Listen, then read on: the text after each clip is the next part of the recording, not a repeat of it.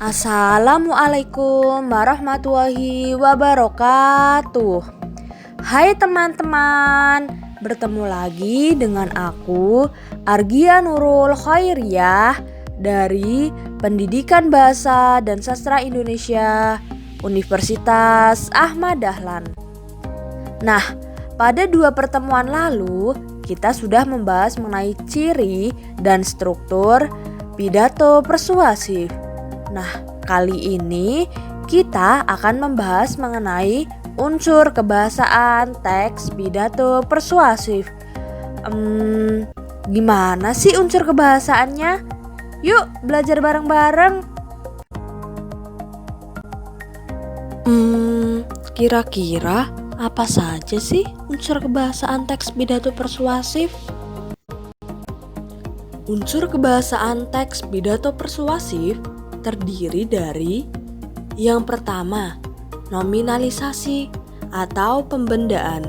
Yang kedua, penggunaan kata ganti orang. Yang ketiga, menggunakan kata depan. Dan yang terakhir, kosakata. Yang pertama, nominalisasi. Nominalisasi atau pembendaan merupakan proses mengubah kata menjadi kata benda, bisa berupa kata sifat maupun kata kerja. Fungsinya untuk menghubungkan makna antar kalimat. Contohnya, pemerintah memberlakukan undang-undang anti kekerasan. Yang selanjutnya, pemberlakuan undang-undang tersebut melegakan banyak pihak. Nah, dalam kalimat 1 dan kalimat 2 saling berhubungan yang dihubungkan oleh memberlakukan dan pemberlakuan. Nominalisasi atau pembendaan digunakan saat kata benda dibentuk dari kata kerja. Misalnya pada kata-kata berikut ini: membangun menjadi pembangunan, mendaur ulang menjadi pendaur ulangan, berhasil menjadi keberhasilan, merintis menjadi perintisan. Nah, pembendaan digunakan untuk mengubah kalimat aktif menjadi kebentuk pasif. Misalnya pada kalimat berikut ini. Kalimat pertama, kita harus mendaur ulang sampah. Nah, kalimat tersebut termasuk kalimat aktif karena kita sebagai subjek melakukan mendaur ulang. Nah, mendaur ulang di sini merupakan bentuk aktif.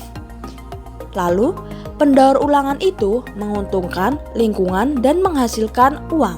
Nah, kata pendaur ulangan merupakan bentuk pasif dari mendaur ulang. Di kalimat 2 merupakan bentuk kalimat pasif. Yang kedua, penggunaan kata ganti orang. Penggunaan kata ganti orang dibagi menjadi 2. Yang pertama, penggunaan kata ganti orang pertama. Yang kedua, penggunaan kata ganti orang kedua jamak. Nah, langsung saja ke penggunaan kata ganti orang pertama. Kata ganti orang pertama adalah kata ganti yang digunakan untuk menggantikan kata benda orang. Kata ganti orang pertama contohnya seperti saya, aku, daku, kita, dan kami. Contohnya pada kalimat berikut ini: saya akan datang ke rumahmu besok pagi. Lalu kalimat selanjutnya, kami semua setuju dengan keputusan itu.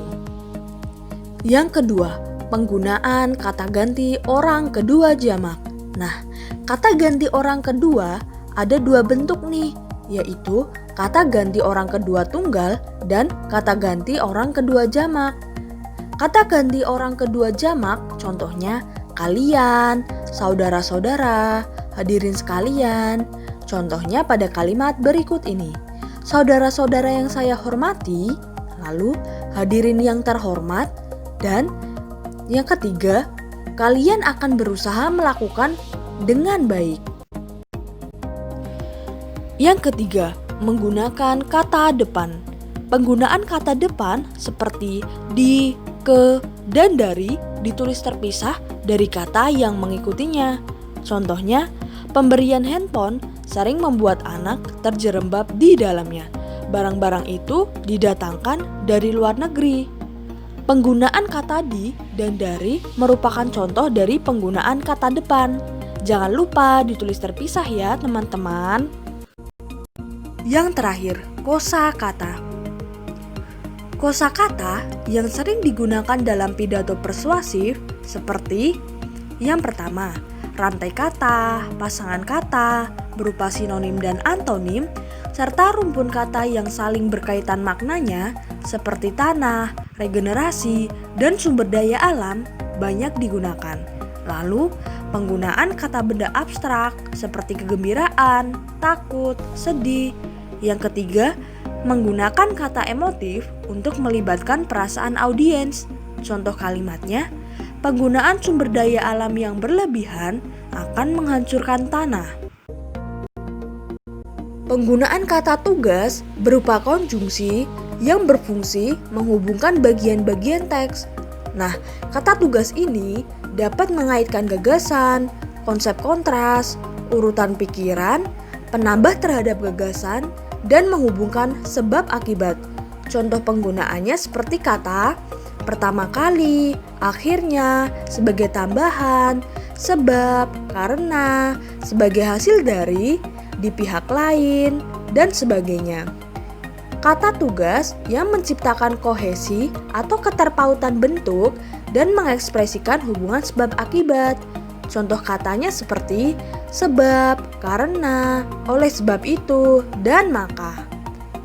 Alasan untuk tindakan atau pilihan ditunjukkan melalui penggunaan kata hubung antar kalimat seperti bagaimanapun, hal yang mirip, utamanya, oleh karena itu, maka, sebab, dan alasan pertama. Yang terakhir, penggunaan kata hubung temporal dan perbandingan atau pertentangan. Misalnya, kemudian, sebelum itu, berbeda halnya, namun, tetapi. Contoh penggunaan kata-kata tersebut seperti pada kalimat yang pertama, berbeda halnya dengan kemampuan atau bakat seseorang. Kedisiplinan diperoleh dari kebiasaan yang kita lakukan, sehingga kita harus latih dan tingkatkan terus-menerus.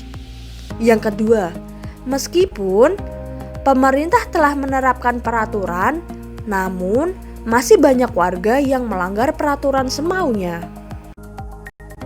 Terima kasih. Nah, sampai di sini ada yang masih bingung mengenai unsur kebahasaan teks pidato persuasif? Jangan sungkan-sungkan bertanya ke kakak ya. Wassalamualaikum warahmatullahi wabarakatuh.